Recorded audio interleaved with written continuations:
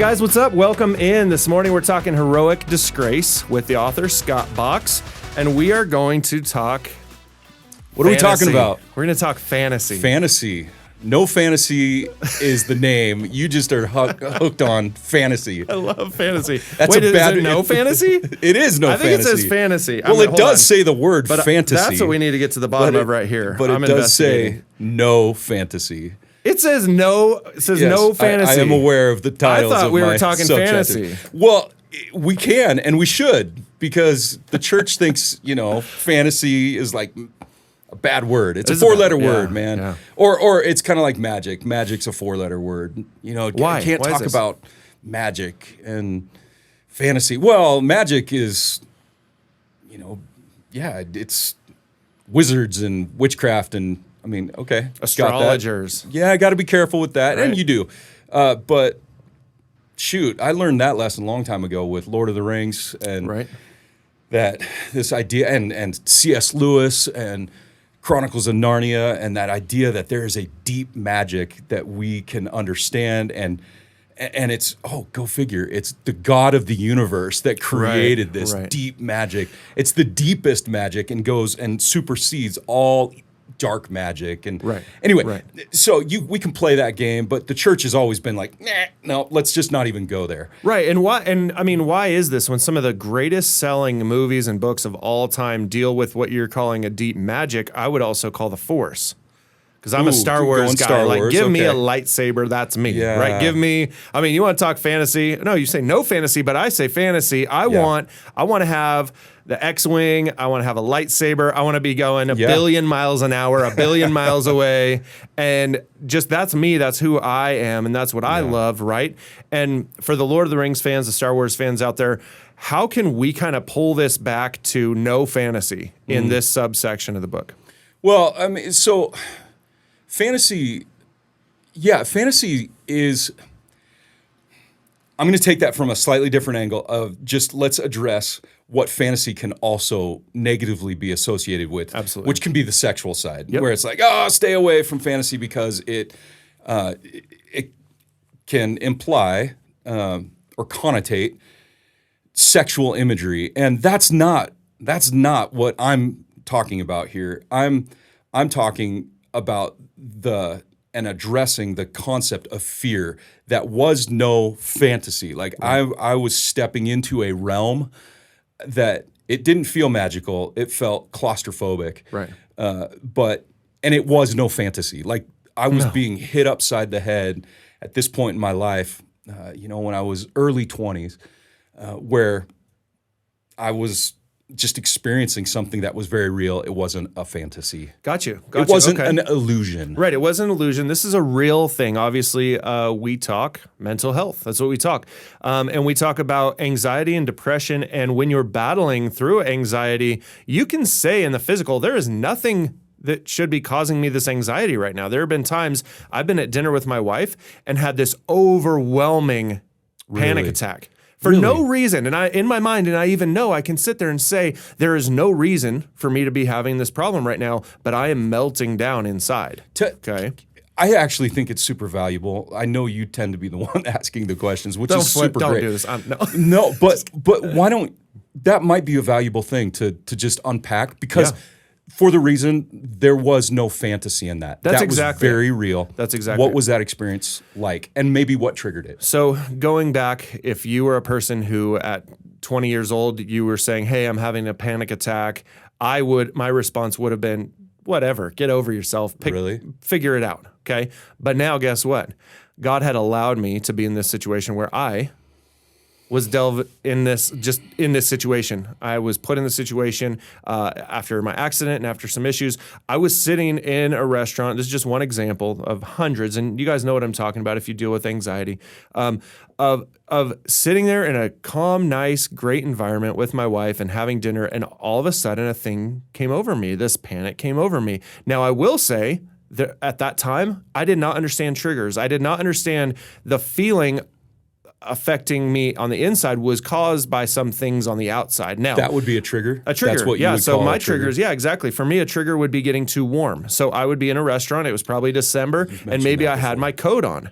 Okay, maybe I had a sweatshirt, always layers in Central Oregon. I have my sweatshirt, my coat on, and I may have gone in the restaurant and maybe not taken that off. And so I am feeling something in my mind, but it's from the pot starts I'm boiling a little bit, and so I would strip down. Okay, cool. Wow. Well, it takes a minute to come down from that. You know that, okay? Like to cool off, okay? And so that's one thing. Now, my lack of water during the day probably added this, okay? So I may have had some sugar, maybe had a beer. No joke, I'm sitting there having a beer, and that could have been another trigger. Now, these things I have eliminated from my life, okay, a lot of what I'm talking about, and I've been quicker to understand these triggers.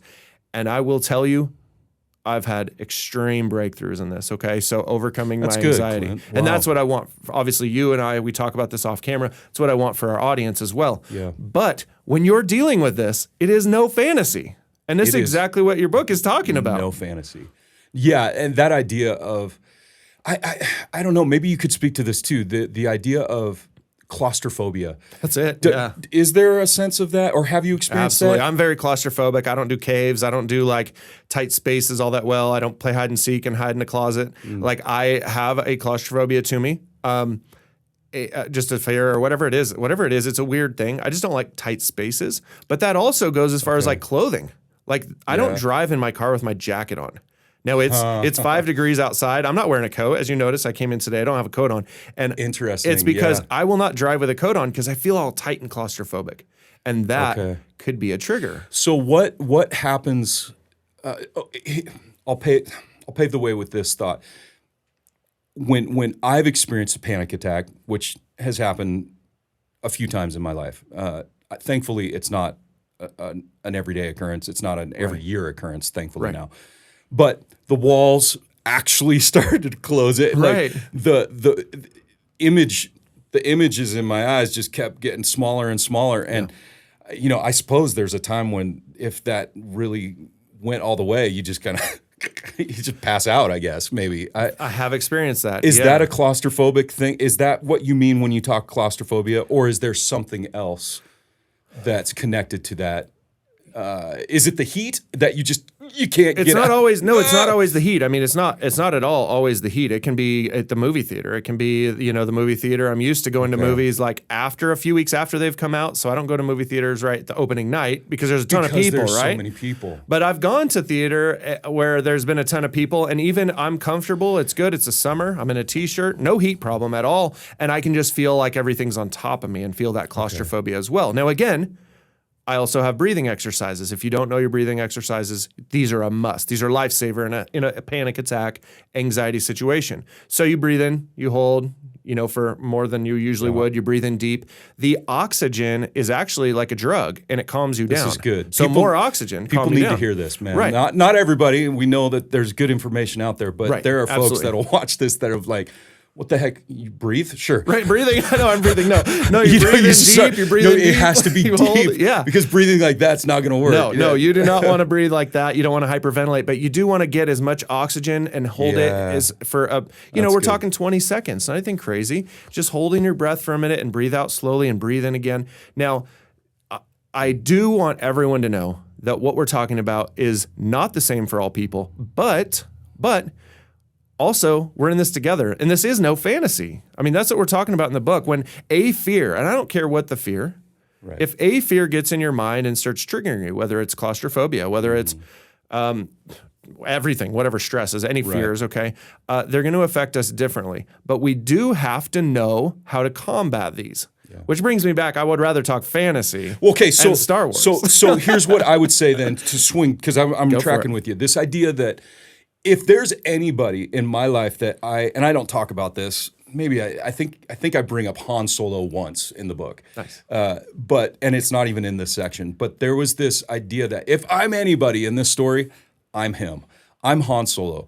And it's because maybe he's on his way to getting the girl, or he's just the rough and tumble dude that, I don't know, I just identify with him. And for some reason, I always liked Han Solo. He was cool. And once I realized that I wasn't the Han Solo that I thought I should be, that was my no fantasy moment where fear wouldn't have impacted Han Solo. Right. He just start shooting things. Because you're sitting on the couch and you make all the right decisions. Everything's good. But when you're not on the couch and you're actually in life. In real life. Having to be I can't pull out my blasters and start shooting things. Why not? I don't understand. Well, some people do, and that they end up wrecking the world. That is not me. I thank God that. But that is the danger of living in a fallen, corrupt world. Absolutely. Is I'm just as susceptible, potentially, to that darkness. Right. And I have been in dark, dark places in my life, and that is no fantasy either. That is, I mean, as you say this, I'm always triggered. You always trigger me to something different. How come Han Solo was never attacked by the dark side? He didn't even get it, wasn't even caring, didn't want to have anything to do with, what does he say, that religious stuff? Yeah. He literally says it. Right, okay, so we got to understand the spiritual hokey power. Something religion. Yeah. Right. Yeah. Right, so, I mean, he word? wasn't affected by it, but he was fighting against it. Okay? Yeah, and alongside it. I mean, he was taking those guys. Oh, if you mean hiding against it or fighting against it as in even the dudes that he was helping out, he's like, psh. He's kind of scoffed at it. Is that your point? Well, I mean that he was not being personally attacked by Vader like Luke was. Correct. Okay, he wasn't being hunted. Well, he's not a threat in the same way. He didn't have the... But he has literally controlled the whole show. If you think about it, like Han Solo, without him, everyone dies. Like it never works, right? It doesn't work. Luke would have, I mean, he needed... Han comes in and saves the day at the end of the movie so that Luke Skywalker can get the shot that saves the day. Right. But you had to have Han Solo first. Right. So I'm with you on that. Isn't that interesting? So I don't want to discount those who maybe don't buy into the spiritual aspects of the Force and Star Wars and all that. Okay, I really do want to say that, hey, we all see spirituality in a bit of a different way. We all are affected by the Spirit a different way. Okay, whether obviously the Holy Spirit or by powers of darkness, whatever it is. We're talking fantasy and no fantasy. Okay. I have at times felt that my anxiety and depression was a spiritual thing. Okay. So I'm with any of you that think that. My first instinct, okay, when I had my very first panic attack it was a complete spiritual attack. Like I was like something, like I would need demons cast out of me. Okay. I felt it was. Is that what you mean by a spiritual attack? Like I couldn't see it, but I didn't know what it was. Demon, like maybe there's something. There's something like something grabbed a hold of me that I had never experienced before. Okay, so this wasn't like a gradual thing for me. This was 10 minutes ago, I was absolutely fine, and then I was freaking out. Okay, and I could paint you this picture. It is scary. It is a tough thing to go through. But my wife, praise God for her, was right alongside me, and. By the way, the grace of Jesus was with me the entire time. Now, many years of this battle, okay? Many years of this battle to where today I can say I have come through battling through the PTSD symptoms, okay? And I have gotten to a place where I can manage them much better. Okay. And that's what I hope for everyone. That's like I now have an understanding of like, this is real. This is no fantasy. If I'm sitting at the table with someone and they're having a panic attack, I have ways to be able to help them right now, and I want to bring them the help I can because God has worked in my life to soften my heart on this. Because, like I said in the beginning, I would have been like, "Bro, you're fine." Okay. So I'm totally aware of our time, and I'm loving that we're. Is this two segments? Well, no. Well, maybe it should be, but I think what I would value because this helps me flesh this out for an audience too. Absolutely good. We need that. What kind of final thought would you put on this in regards to speaking to somebody who doesn't have this experience and kind of looks at people like us and like do you think they think they're let's not assume what they think, but how would you explain this to a person who doesn't or hasn't lived this experience like you or I have? Man, this is a good question. I rather do the show when it's your final thought, just for the record. But if you want me to, this is what I'll say. Give it a shot. This is what I'll say is that my fight or flight was ruined instantly in a moment. So whereas before, if you would have said, "Hey, the building's being taken over by Nazis," I would have said, "Grab the guns, let's go. I can't wait. Let's battle."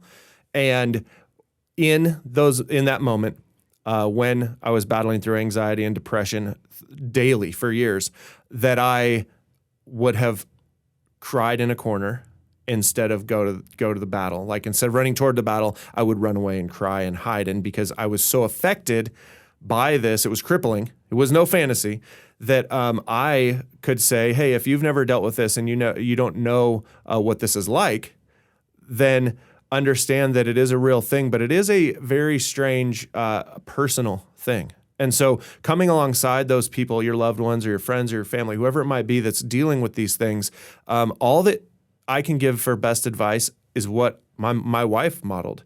She was just there and loving and kind and patient, with this and saying, hey, it's okay. And there were just times when she would just wrap her arms around me and that was it. That was like, she couldn't do anything else, And so this is before any medication. I couldn't get in to see a doctor. I was not able to be medicated at all on this.